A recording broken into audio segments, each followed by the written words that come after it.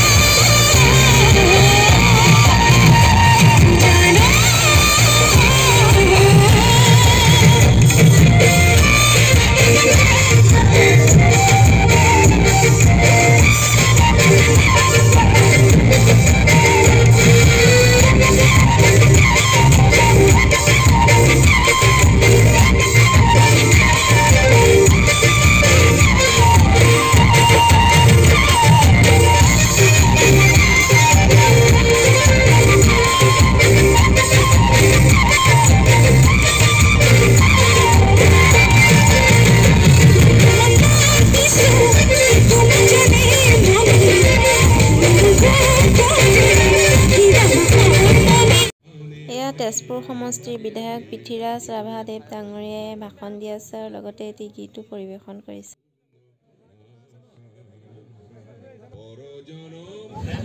ডাঙৰীয়া দেৱক এখন ফুলাম গামোচাৰে আদৰণি জনোৱা। বহুত ৰাতি হ'ল আৰু খাদ্যটো খাই দিওঁ, গতিকে খাদ্যটো মেইন ন কয়, গতিকে খাই দিছোঁ আৰু।